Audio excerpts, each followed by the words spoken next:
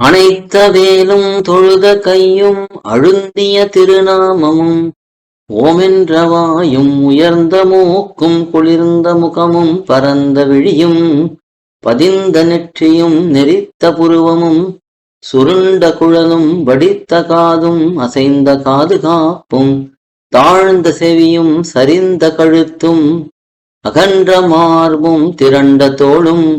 நெளிந்த முதுகும் குவிந்த இடையும்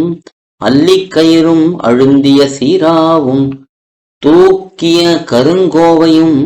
தொங்கலும் தனிமாலையும் தளிருமிளிருமாய் நிற்கிற நிலையும் சாற்றிய திருத்தண்டையும் சதிரான வீரக்கடலும் தஞ்சமான தாளினையும் குந்தியிட்ட கணைக்காலும் குளிர வைத்த திருவடி மலரும் வாய்த்த மணங்கொல்லையும் வயலாளி மணவாளனும் வாடினேன் வாடி என்று வாழ்வித்தருளிய நீலக்கலிகன்றி மறுவலர்த்தம் உடல் துணிய வாழ்வீசும் பரகாலன் மங்கை மன்னனான வடிவே உரைகழித்த வாழையொத்த விழிமடந்தை மாதர் மேல்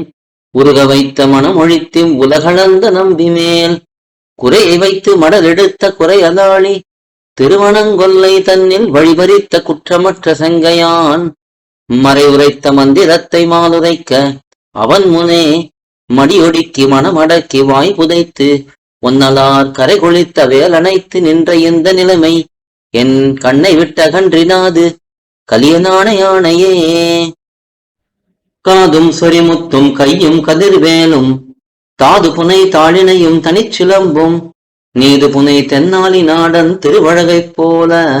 என் நாணை ஒப்பாரில்லையே.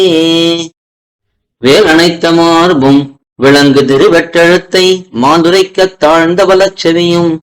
தாளினை தண்டையும் தார் கலியன் கொண்ட நன்முகமும் கண்டு கழிக்குமென் கண். இதுவோ திருவரசு, இதுவோ திருமணங்கொல்லை, இதுவோ எழிலாளி என்னுமோர், இதுவோ தான் வெட்டும் கலியன் வெருட்டி நெடுமாலை எட்டெழுத்தும் பறித்த இடம்.